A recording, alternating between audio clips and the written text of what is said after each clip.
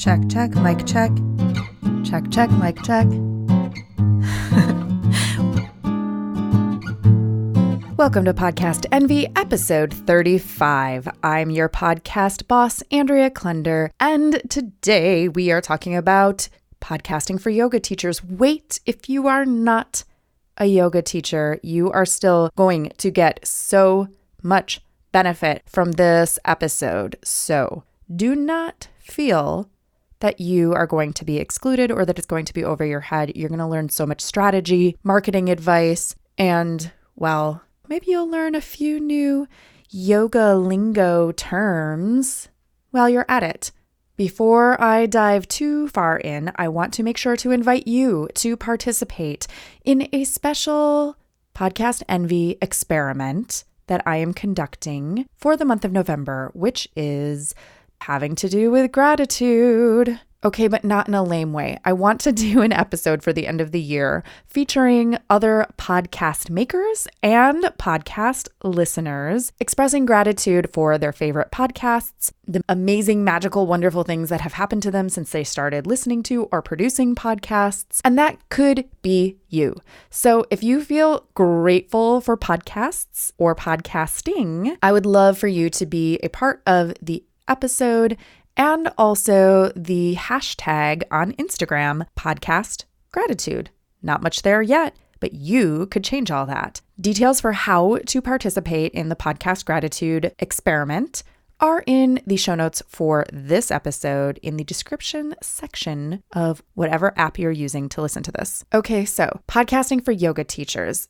This episode was inspired by Shannon Crow of The Connected Yoga Teacher, who appeared right here on Podcast Envy just 2 little episodes ago, talking all about how to use podcasting as a medium for social impact beyond the impact that you can have as a yoga teacher. So I reached out to a panel of 4 esteemed experts in this field. The women I have on the show today have all been teaching yoga for anywhere from 2 years to 15 years, all have podcasts, and all have a very different type of podcast. This is a topic that is near and dear to my heart because I am a yoga teacher. And though I don't do it full time anymore, I spent a lot of time and energy and money and frustration and joy and wonderful hours and energy learning how to teach yoga and meditation, learning the ins and outs of yoga business.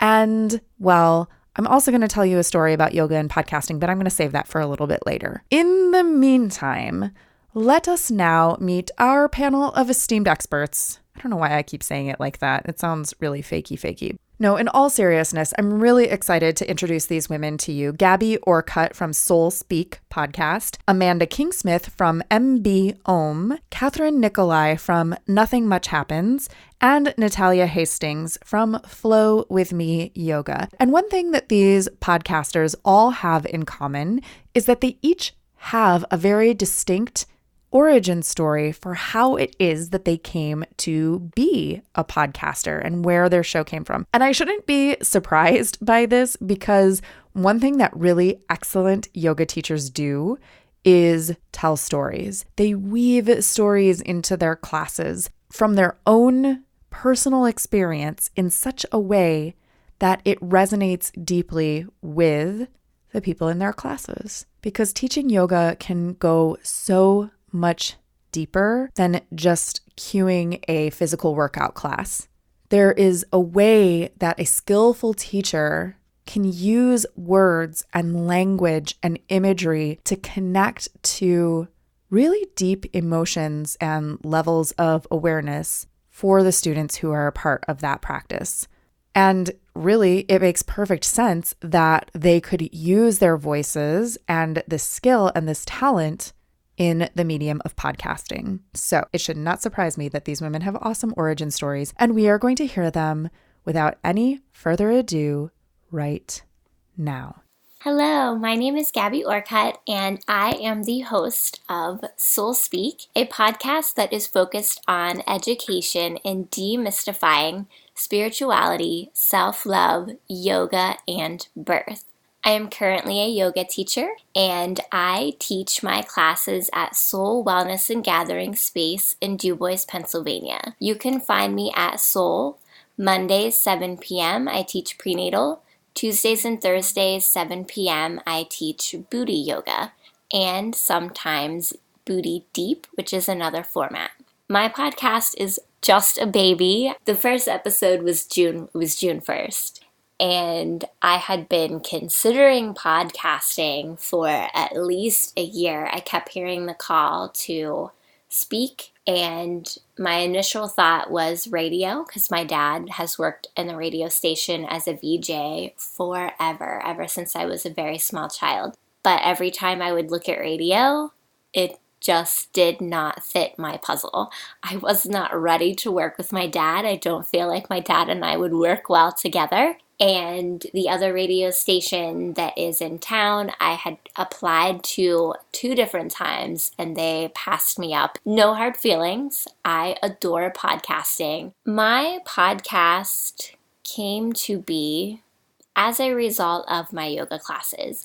At the end of my yoga classes, I will bring my students into Shavasana. And whenever we come up from Shavasana, there's always this period of time where I have everyone's undivided attention, and the space is very sacred, and messages would just come to me that I would share with my class. And a lot of them would come up afterwards. Sometimes they would be a little bit sniffly because they were crying, or just thank me because what I had to share with them was so on point. That was the original intent behind Soul Speak. And it ended up turning into more of a host and guest type of show.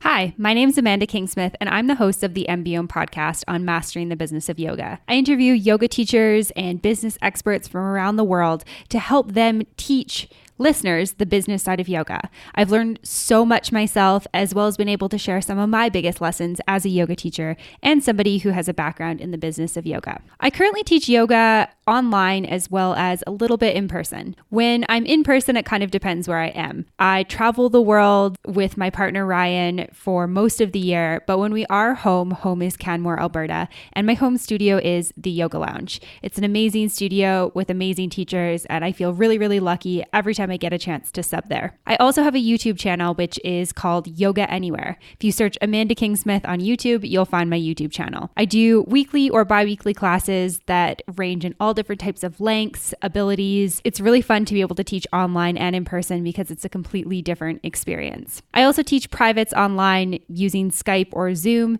and it's really fun to be able to connect with students from around the world. I've been teaching yoga since the spring of 2015, so I'm about 3.5 years into my career, approaching 4 years. I've been podcasting since the summer of 2014, and my podcasting started with a travel podcast that I co-host with my partner. And we talk about all things travel, backpacking, digital nomad life, wherever we are in the world, and so much more. So when I started M.B.Om back in 2016, the podcasting side of things was actually not the challenge. It was more of the fear of putting something out there and everything else that comes along with it, and not the actual technical side of podcasting. My podcast, M.B.Om, came to be from my teacher training. So I took my teacher training over in Bali in Indonesia. I did a 30-day intensive, and I came back so excited to teach. But I realized when I came back to my community and started to integrate myself that I actually didn't really know how to go about teaching. I'd been taught everything I needed to know to keep bodies safe, to keep people feeling excited about yoga and my teaching, but I didn't know how to actually get these jobs. I felt confused by what I was supposed to do next.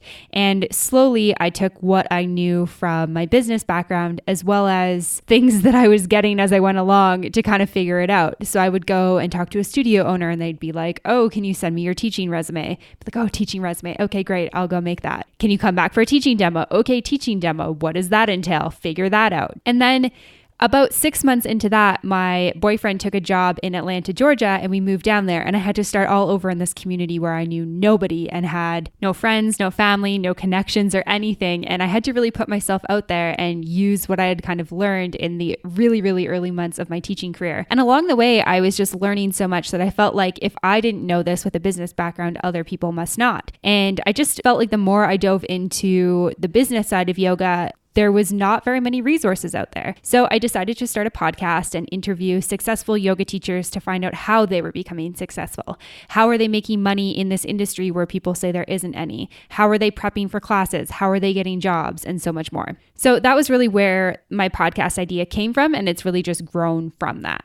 My name is Natalia Hastings, and I'm a practicing yoga teacher in San Francisco Bay Area in California. My specialty is Vinyasa Flow Yoga, and I'm the founder of Flow With Me Yoga, my teaching brand, and also my podcast available on iTunes. My podcast offers 1 hour-long Vinyasa flow classes that are recorded specifically for a remote listening audience. On my podcast, I do not talk about yoga, and I do not record live classes that I teach at a studio. For my show, I record a class for people who are familiar with yoga, who just want to roll out their mat and flow whenever they have time. I teach power yoga, Vinyasa yoga, and gentle yoga, and my podcast offers 3 types of classes: power flow, classic flow, and gentle flow. Flow yoga inspires me because it is a graceful metaphor for going with the flow of life instead of fighting against it. My podcast was conceived over dinner with my family. I wanted to find a way of offering free yoga without projecting out an image of what a yogi looks like.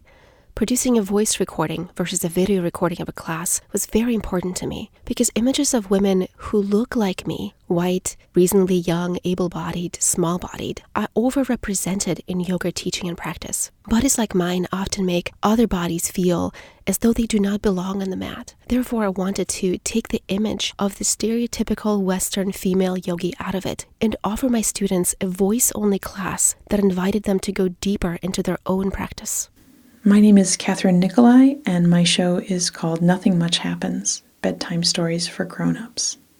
I'm a yoga teacher, and my show is all about helping people relax and put their mind someplace soft and calm so that they can fall asleep. I own a studio called Ethos Center for Yoga and Therapeutic Arts in Holly, Michigan. I teach 5 days a week, probably 12 to 14 classes plus privates and teacher training.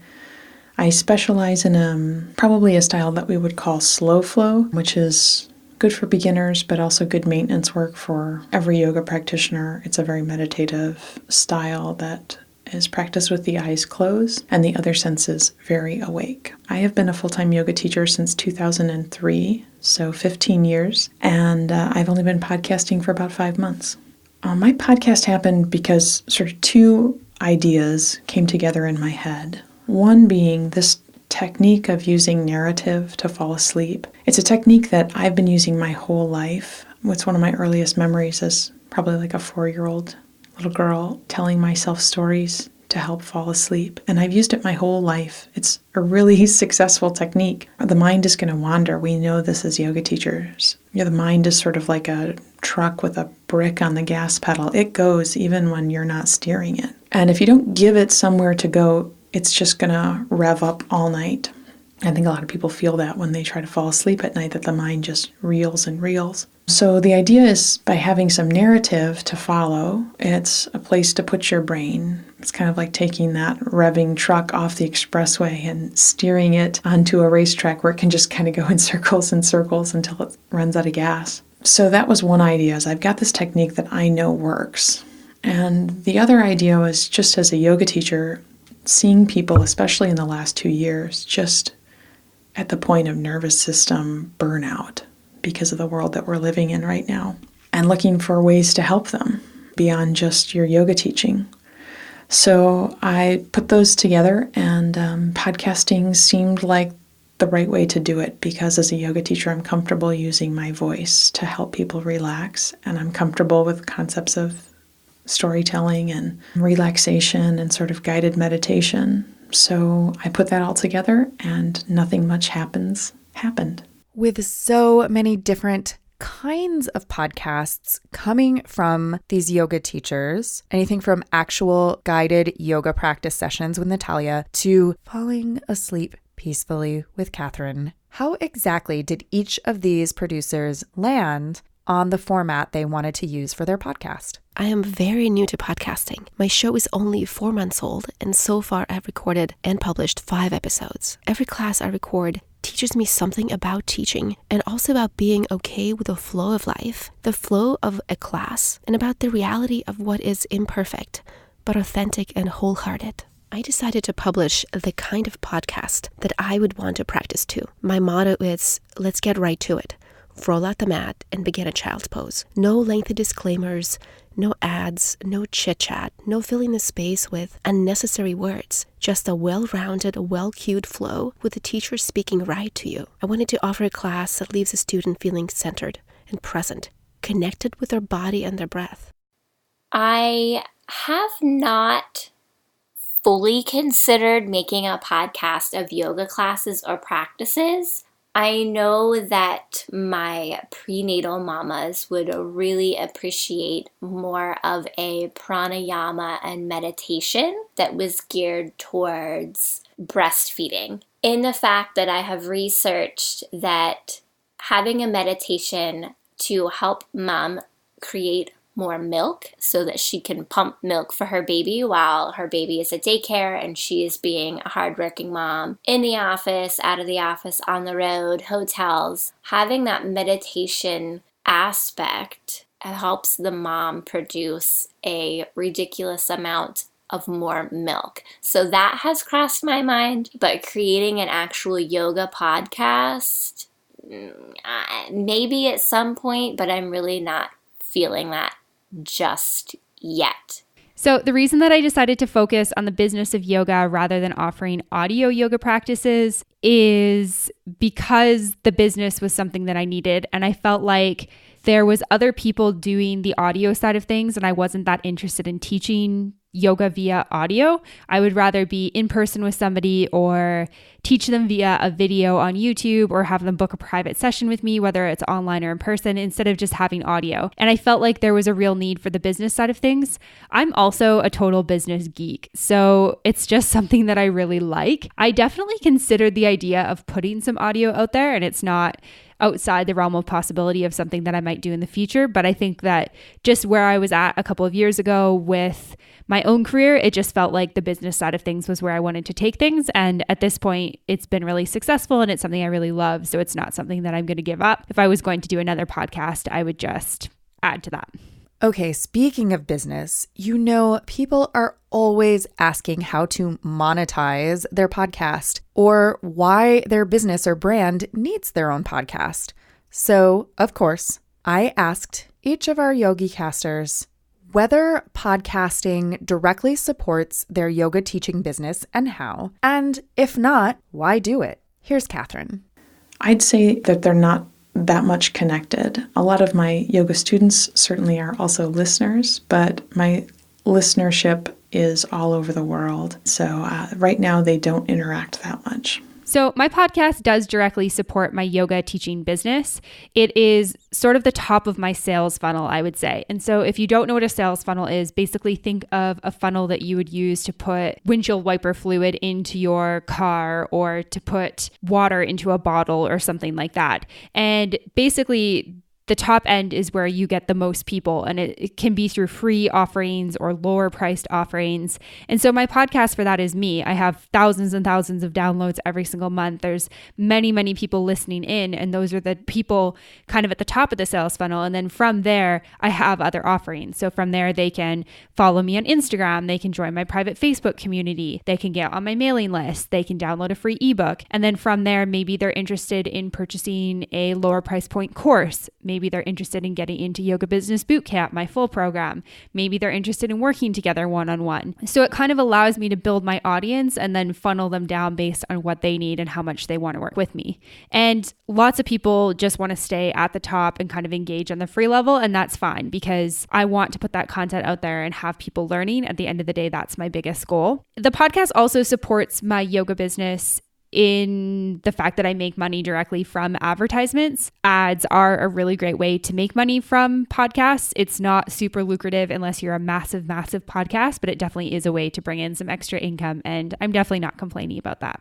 My yoga podcast is part of my yoga brand, and in that way, it contributes to my yoga teaching business, but it does not do so directly. In fact, my podcast is a way to give back from my yoga teaching business. I consider myself a very lucky person in that I've been able to attend teacher training and make a career out of teaching yoga. And also people who come and take my classes in the studio or in private session are also privileged because they're able to afford the cost of yoga, the cost of yoga gear, as well as find time in their day to attend a live class. So finding a way to offer free yoga was very important to me as a way to balance out all the amazing opportunities I've been given in my life to people who might not find the space or the resources to practice yoga. My clients listen to my classes when they travel and when they're not able to get to a class. And also yogis who have never taken a studio class with me find my podcast and make it part of their regular yoga practice.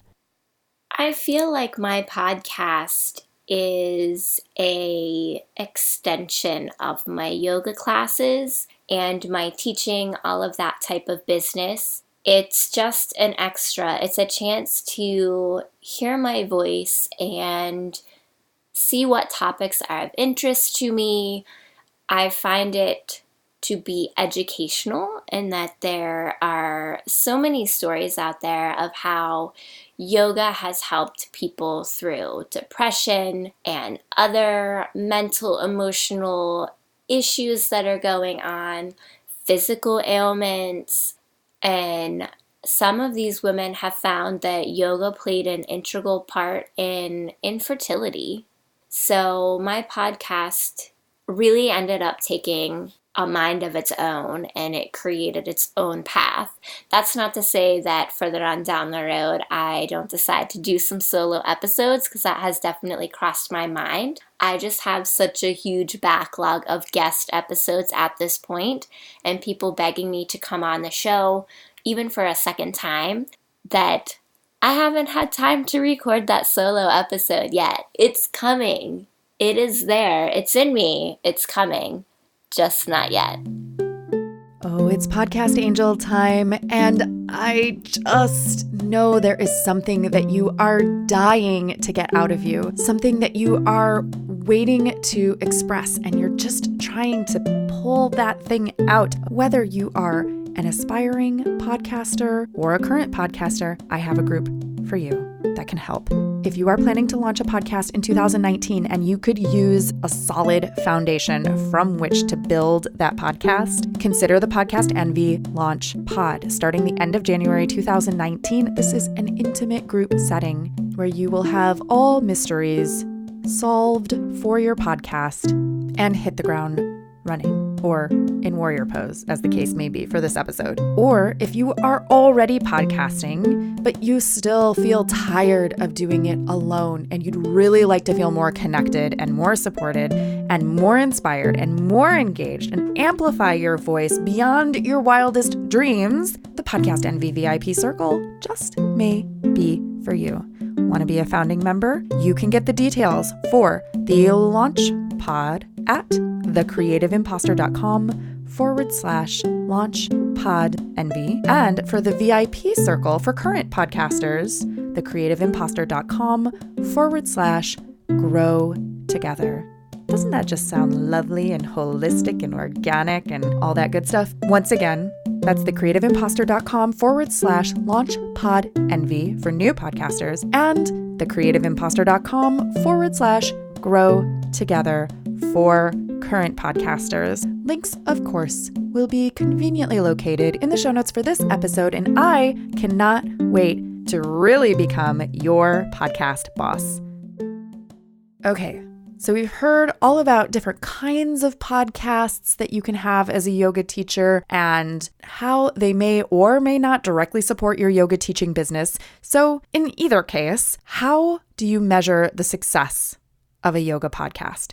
Is it by downloads and statistics, by sponsorship revenue, by new clients and leads? Let's get a solid business perspective from Amanda. There are a couple different ways that I measure success with my show. I guess number one would be podcast downloads. I love looking at the podcast numbers and just seeing them go up. I'm never really striving for a specific goal or listenership. I just love seeing it grow. So as long as the podcast is staying the same or it's going up, then I feel like I'm doing something right. It means that I'm putting content out there that people are interested in. They're hitting subscribe for, they're listening to the episodes, they're taking in the content that I'm putting out there, they're connecting with my guests and myself, and I feel like that's really great. Another way that I measure success is based on different feedback that I get. So if somebody sends me an email that says, I listened to this and it was so powerful for me, to me, that's success. I don't need every single person listening to the episode to tell me that it resonated with them.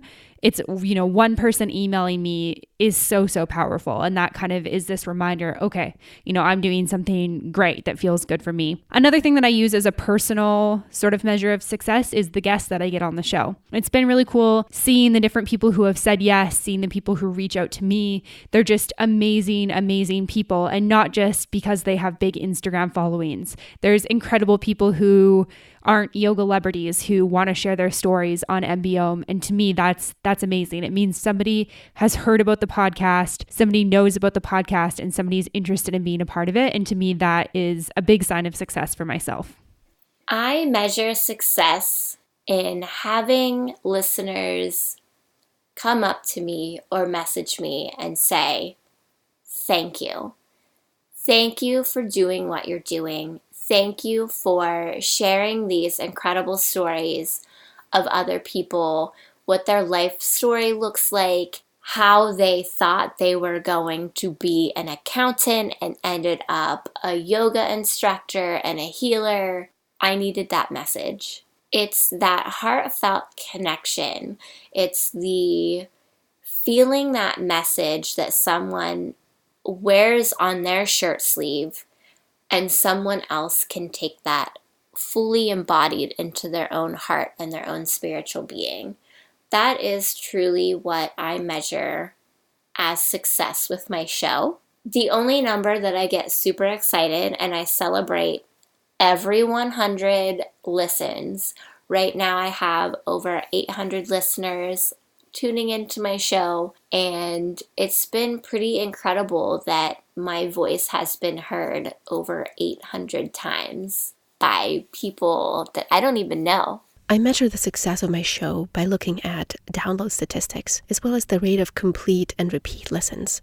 So are yogis listening to the whole episode? Do some yogis come back and listen to the episode more than once, making it a part of their yoga routine? I also measure the success of my show by the feedback I receive from my listeners. For example, I recently heard from a new mom who used to practice yoga frequently, but after the arrival of her little one, she found it almost impossible to make it to a class. I can relate to this. I remember those early bleak days with a brand new baby very well, and it made me so happy to hear that my podcast allowed this woman to continue her practice, but on her own schedule, without needing to arrange childcare, pump breast milk, change into yoga clothes, drive to studio, then rush home. My classes are always available, and she's able to practice when she's ready. That is a success story for me, and that is why I publish my podcast. Yeah, there's lots of ways to measure success as a podcast, and some of them are just sort of the old school metrics. We've had over 1 million downloads since we launched, which is a really remarkable number for any new podcast. We get as high as sometimes number 2 in our category on Spotify, and we've made the charts in over 40 countries. So these are all great ways to count success, and I certainly am proud of all that. But to me, the bigger successes are being able to help people who haven't been able to sleep in a long time or are feeling anxious. I get emails and Facebook and Instagram messages every day from people who tell me, I haven't slept in years. Or I got a message today from somebody who's suffered from night terrors her whole life and was sometimes afraid to fall asleep and has now had a couple good nights sleep just since she started listening. That's a huge success. People tell me, that they listen while they get their chemo treatments because it helps to keep them calm. And I got a really sweet email the other day from someone who's a sexual assault survivor and was struggling to find a safe place in her own life to settle and relax, and my podcast helped her. So to me, those are the real marks of success. And for a yoga teacher who's out there thinking about podcasting, I'm sure this is part of what drives you. You're doing the job you're doing because you already have this desire to help other people. So podcasting is another way to do it. Okay, wait. I know I typically say don't get all caught up in downloads and stats and numbers, but come on. Over 1 million listens to Nothing Much Happens in less than a year. When you add to that the anecdotal feedback that she has gotten from people for whom her podcast has made a huge improvement in their lives, this is amazing. That is so many people who are sleeping better because of Kathryn's podcast. So how do she and our other yoga casters do it? I mean, I get asked this a lot by other podcasters because I have had so much success as far as downloads. And so they ask me a lot, how are you getting to people? Are you using social media and stuff like that? Are you sending emails? And I certainly do use social media, but I think that the best way to grow my audience has been by finding a need and then filling it with something quality. That really, to me, is the way that your podcast grows. Find a need, fill it with something that people can really appreciate and connect with.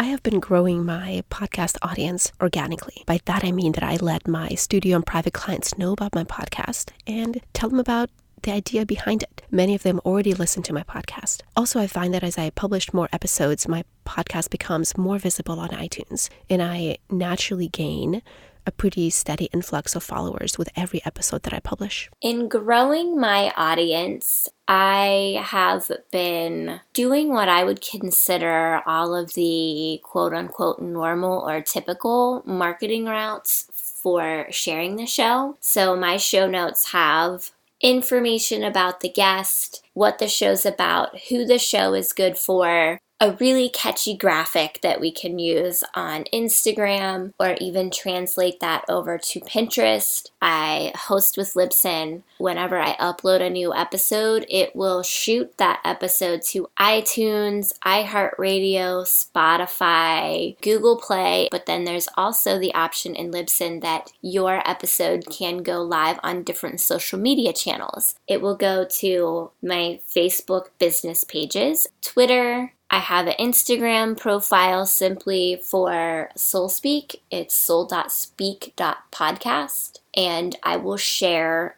my guests' posts off of their own Instagram handle just to kind of keep all that love floating around. I encourage guests to share their episode. Oh, and Libsyn does shoot your episode out to LinkedIn.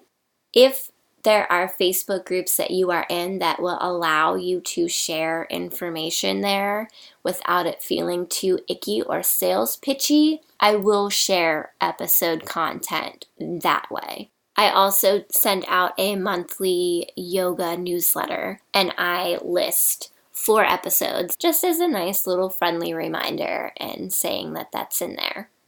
I have been growing my audience pretty organically. iTunes is an amazing platform for growing your audience. My podcast is also on Spotify, Stitcher, Google Play.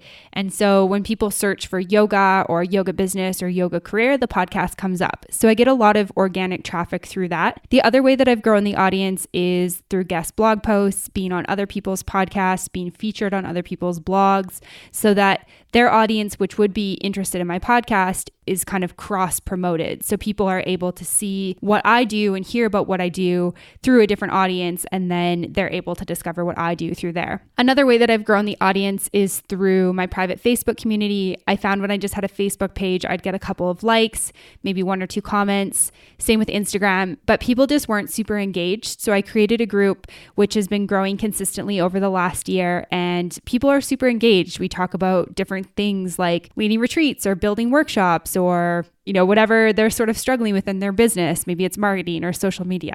And I feel like having that space for people to talk about things has been really, really powerful for growing my own audience. I gotta be honest. Hearing these success stories and strategies and ideas, I wish that when I had a yoga studio and was teaching yoga and meditation full time, that I had made a yoga podcast. In fact, I had a client who asked me if I would ever consider doing such a thing because she loved taking my classes and she loved specifically the way that I would cue certain poses and the way that I would describe them. And I really did not at that time even know what the heck a podcast was. And since they were available for free, I couldn't figure out how you make money off of one. And so I just dismissed it. I feel like if I would have done it, things might have ended differently for my yoga business. I don't know, but maybe we are right where we need to be and things happen the way they're supposed to. But besides that, do you think it's really as easy as it seems? I asked these yoga teachers what their biggest podcasting challenges have been, and the answers may not be exactly what you would expect. The biggest challenge in podcasting has been recording, because I am a work from home mama and I have my 4-year-old son at home with me. And this child never ever fails to use the bathroom. And it does not matter which one in the house he is using, you can hear him in the audio yelling, "Mama, I pooped, come wipe my butt," every single guest episode. And I have had to pause recording and leave my poor guest hanging on the line, listening to me talk to him and getting him cleaned up and everything squared away before we jump back in. It took a couple episodes for him to be okay with the fact that Mom's gonna set you up with some snacks and your tablet. Like, this is you time, but you time needs to be quiet and no stomping and yelling and crashing toys together. One of the latest episodes that I released, he actually picked up his harmonica and he brought it in, and you can hear him playing harmonica at the very, very end of the episode with a guest. So it was kind of a fun little outro. And I do have people that listen to the show and they say just hearing his tiny little boy voice puts a smile on their face. My biggest podcasting challenge is the same as my yoga teaching challenge. It is finding balance and recording from a place of abundance and joy, not from a place of scarcity, exhaustion, and pressure. I would rather post fewer episodes, but have them arise from inspired, fulfilling practices, as opposed to publishing more podcasts, but doing so with stress and pressure. As a teacher, I hold space for my students, even when the class is recorded ahead of time. And I want that space to be free of clutter and my own stress. The second challenge in podcasting asana practice is very practical and real. It's not seeing student bodies in front of me when I teach, because I record in my walk-in closet. Therefore, I'm not able to give alignment and refining cues directly to what I see in the room in front of me. So in recording my show, I rely on my studio teaching experience and use the most frequently helpful cues for the postures that I teach on my show. The biggest challenge when I first started was finding guests. There was a lot of people who were like, what are your download stats? Or what is this all about? Or who are you? They had no idea who I was. And so finding guests was definitely more challenging in the beginning. I relied heavily on my own network and then referrals from friends that I did interview or yoga teachers that I knew in my community. Now I don't have that problem. A lot of people know the podcast and they come to me saying, hey, can I share my story on the podcast? I think that my biggest podcasting challenge right now is just managing my whole workload. I do work with a production assistant who helps out with some of the episodes, but it's definitely a balance between paying somebody every single week for that and making the time with them myself and knowing what is the best way to go about that. Is it best to just pay somebody for all of that and trust that the income will come in elsewhere, or to still make time to do the work myself? So I think that that would be the biggest challenge that I have right now. You know, this is kind of a hard question to answer. The first season wasn't very challenging. Maybe because I thought no one was listening. At least while I was still recording them, I didn't have any idea how many people would be hearing it. So I was writing stories that I liked and reading them in a way that I enjoyed. And so all of it was really pretty sweet and happy for me. And it remains to be that now, except for I have a little bit more awareness that people can hear me. And that people are also relying on me to help them get to sleep. So I guess the biggest challenge is just doing what my audio engineer calls staying in your lane. You know, I've created something, it ain't broke, don't fix it, stay in my lane, keep creating more. And so what about you? yoga teacher, aspiring podcaster, looking for fame and fortune, and, well, in all seriousness, making a profound positive impact on the lives of those who you reach through this powerful platform that we call podcasting. I've got some really juicy advice for you, but before we get to their advice, don't skip forward.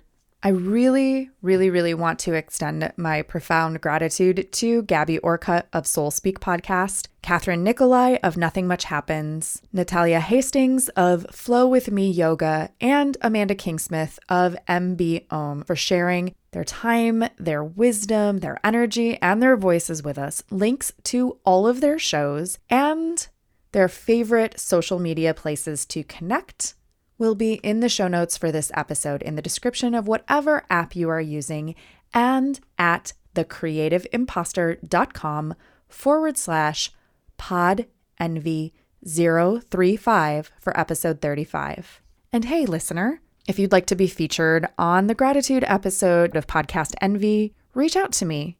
You can use the contact page at thecreativeimposter.com to send me an email or leave a short voicemail, or you can DM me on Instagram or Facebook, and I'll give you instructions for how to send a 3-minute or less audio file to share on the show, and or post your gratitude for certain podcasts who have made a profound impact on you, or to show how making podcasts has changed your life for the better. You can post with the hashtag podcastgratitude on Instagram, and be sure to tag me at Andrea Klunder so I see it. And now back to our best advice from the yogis. My advice, if you're considering making a podcast, is to just go ahead and do it. Just go ahead and do it. You never know who you're going to connect to out there, but you'll connect to absolutely nobody if you don't create. So don't get stuck in your head wondering, does anybody care? Does anybody want to hear this? Just put it out there. You might find that there's a whole population of people who are interested in what you are. And that's one of the really positive things about the internet. Even if what you create is very niche-y, there are a bunch of other people, when you consider the whole population of the world who has access to the internet, that are going to be interested in the same thing, are going to want to hear your voice. So I'd say, stop thinking about it, just make it happen. My best piece of advice for a yoga teacher considering their own podcast is just go for it. It's not as hard as you probably think it is. It is not as expensive as you think it is, and it is definitely worth it for all the amazing conversations that you get to have. It's seriously the best job ever. It's my favorite part of everything that I do, and I do a lot of different cool stuff. So I would just say go for it, and then from there, be consistent. That's the biggest thing for growing an audience, is just put episodes out consistently. Of course, you can take breaks and you can take pauses, just communicate with your audience. I put episodes out every single Monday except for, holidays or times where I just need a little break, and I just tell my people and they're okay with it. My best advice for a teacher considering a yoga podcast is to accept that every episode is a practice, not perfection. This is something we tell our students all the time in class, and it applies to yoga teaching as well, and it certainly applies to recording yoga. It is okay to say the wrong word and then correct yourself. It is okay to pause for 1 and 2 seconds to collect your thoughts. Expecting perfection or endlessly editing to the point of hopefully reaching perfection is unnecessary, because this is a practice, even as it is a recorded podcast episode. If you are a yoga teacher considering your own podcast, my advice to you is, if it calls your heart and soul, do it. Sit down, grab a piece of paper, and figure out why your soul wants to use that throat chakra and what message wants to come through that channel.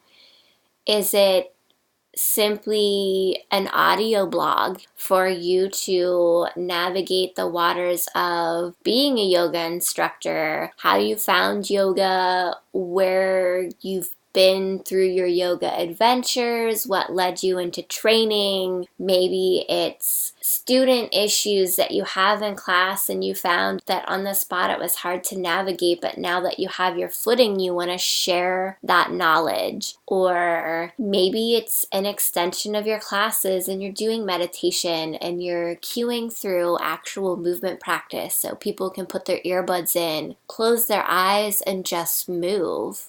Don't let the what if, the how, the why, the where, the I don't understand get in the way. Because in the words of Marie Forleo, everything is figure-outable. And I promise that you will figure it out. Grab your little lantern, shine that light in the dark, and take it one step at a time. Because as you take that one step, and that next step, and that next step, you're going to find that you've climbed the mountain of the difficulties of podcasting, the barriers to entry, and you'll realize that it was not that scary as you once thought. If it calls your heart, do it. Yes. Make it happen. And again, if you need support in 2019 for your podcast, new podcasters, get help with your launch at thecreativeimposter.com/launchpodenvy. Current podcasts, let's grow together at thecreativeimposter.com/grow together. Listeners, thank you so much for your time and energy listening to this podcast. And as we like to say at the end of our yoga classes, namaste. Podcast Envy is produced by your podcast boss, Andrea Klunder. That's me.